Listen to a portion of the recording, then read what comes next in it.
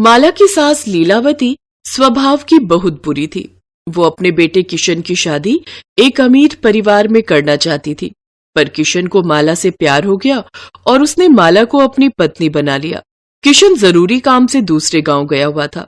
वहां किशन की तबीयत अचानक बिगड़ गई, जिस कारण किशन कुछ दिन माला के घर पर ही रहा था। तब माला और उसके बूढ़े पिता ने किशन की खूब देखभाल की थी, इसीलिए किशन को माला का स्वभाव बहुत अच्छा लगा था। किशन को माला की सच्चाई पता थी कि माला बचपन से बोल नहीं सकती, वो गूंगी है, पर किशन को फिर भी इस शादी से कोई ऐतराज नहीं था। उसने कलावती को शादी के लिए तो मना लिया, पर कलावती एक गूंगी बहू के आने से नफरत से भरी हुई थी। माँ, भैया ने तो हद ही कर दी, तुम्हारे तो सारे सपनों पर पानी फिर गया। भैया एक तो गूंगी बहू ले आए, ऊपर से गरीब, अपने साथ दहेज में एक अंगीठी उठा लाई है। मुझे तो लगता है कहीं अंगीठी जलाकर हमें ही ना उसकी आग पर सेक दे। अरे तू चुप कर, फालतू की बातें मत बोल। इसे तो मैं ऐसे रखूंगी जैसे घर के नौकर भी नहीं रखे जाते होंगे। मैंने उसे आते ही घर के सारे काम करने में लगा दिया है। बस कुछ दिनों की बात है, अपने आप ही परेशान होकर मेरे बेटे को छोड़कर चली जाएगी। मैं इसे इतना तंग कर दूंगी। लीलावती ने सोच लिया था कि वो माला के जीवन को दुखों से भर देगी, इसीलिए वो उसे बहुत तंग करती थी।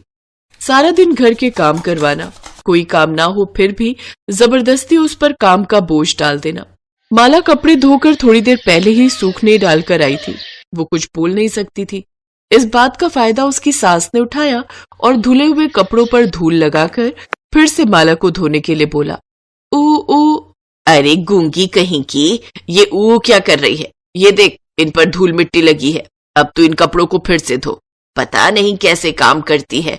और जल्दी जल्दी सारे कपड़े धोकर शाम के खाने की तैयारी कर लेना। हमारे यहाँ 7 बजे खाना खा लेते हैं। जब से तुम आई हो खाना हमें देर से मिल रहा है।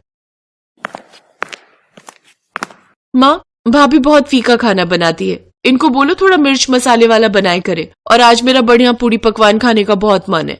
हाँ तो कोई बात नहीं, ये बना देगी। वैसे भी कौन सा कोई काम करती है। आधे घंटे में कपड़े धोकर सूखने डाल और उसके बाद अगले आधे घंटे तक खाना तैयार हो जाए। माला की सास और उसकी ननद उस पर हुक्म चलाकर कमरे में चली गई। माला ने धुले हुए कपड़ों को फिर से धोया। उसके बाद उसने ढेर सारा खाना भी बनाकर तैयार किया। माला बोल नहीं पाती थी, इसलिए उसके पति को इस बात का पता ही नहीं चलता था कि उसके पीछे से उसकी माँ और बहन उसकी पत्नी को कितना तंग करती हैं। किशन के आने के बाद वो दोनों जानबूझकर काम करने का बहाना करती और माला कुछ बोल नहीं सकती थी। माला जब उदास हो जाती तो अपने कमरे में जाकर उस अंगीठी के पास बैठ जाती। वो अंगीठी उसकी माँ की निशानी थी जो उसके पिता ने उसे शादी के समय में दी थी। माला रात के समय जब सब सो जाते तो अंगीठी के पास बैठकर खूब रोती और मन ही मन अपने माँ को याद करती। माँ, मैंने तो कभी किसी का बुरा नहीं चाहा। मैं तो सबको बहुत प्यार करती हूँ। मैं माँ जी की भी बहुत इज्जत करती हूँ, पर वो मुझसे कभी भी ठीक से बात नहीं करती। हमेशा मेरे साथ बुरा बर्ताव करती है। काश मैं बोल पाती तो मेरे साथ ये सब ना होता। माँ, मैं क्या करूँ? माँ, मैं तुम्हें बहुत याद कर रही हूँ। माला फूट फूट कर रोने लगती है। तभी अंगीठी में से तेज रोशनी निकलने लगती है और अचानक अंगीठी की रोशनी से माला की माँ की आत्मा प्रकट होती है।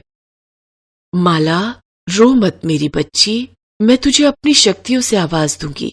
अब तू गूंगी नहीं रहेगी, अब तू बोल पाएगी, अन्याय के खिलाफ लड़ पाएगी। याद रख बेटी, अन्याय करने वाले से ज्यादा अन्याय सहने वाला गलत होता है। मेरी बेटी बहुत बहादुर है और मैं जानती हूँ वो अपने खिलाफ अन्याय का सामना जरूर करेगी। मुझे माँ कहकर पुकारो बेटी, देखो तुम बोल पाओगी।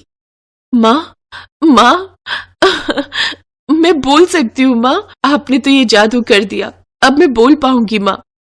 तुम्हें कभी भी कोई तकलीफ हो तो मुझे याद करना, मैं तुम्हारी मदद के लिए जरूर आऊंगी। माला अपनी माँ के गले लग जाती है और उसकी माँ की आत्मा वापस अंगीठी में गायब हो जाती है और वो जादुई अंगीठी फिर से एक बार साधारण अंगीठी बन जाती है। अगले दिन जब सब सोकर उठे तो उन्होंने माला को बोलते हुए देखा। माला ने सब सच बता दिया। माला, मैं बहुत खुश हूँ कि तुम बोल सकती हो। हाँ, मैं अब बोल पाऊंगी। अब मैं खूब बातें करूंगी। माँ जी सुने ना, देखो मैं बोल सकती हूँ। माला के बोलने की बात सुनकर किशन तो बहुत खुश था, पर माला की सास और ननद दोनों अंदर ही अंदर जलन से भर गई। माँ, अब तो भाभी बोलने भी लगी है। अगर इन्होंने भैया को हमारी शिकायत कर दी तो फिर तो हम दोनों की खैर नहीं। कहीं ऐसा ना हो इसके बहकावे में आकर भैया हम दोनों को घर से निकाल दे। तुम्हें कुछ करना पड़ेगा माँ। इसका अब एक ही रास्ता है, हमें उस अंगीठी को ही नष्ट करना होगा। जिस जादुई अंगीठी से इसकी आवाज आई है, हो सकता है उस अंगीठी को तोड़ने से इसकी आवाज वापस चली जाए। हाँ माँ, तुम ठीक कह रही हो। माँ, ये सब किया धरा इसकी माँ की उस जादुई अंगीठी का है जो ये अपने साथ लाई थी। चलो माँ, हम उसकी अंगीठी को तोड़ देते हैं।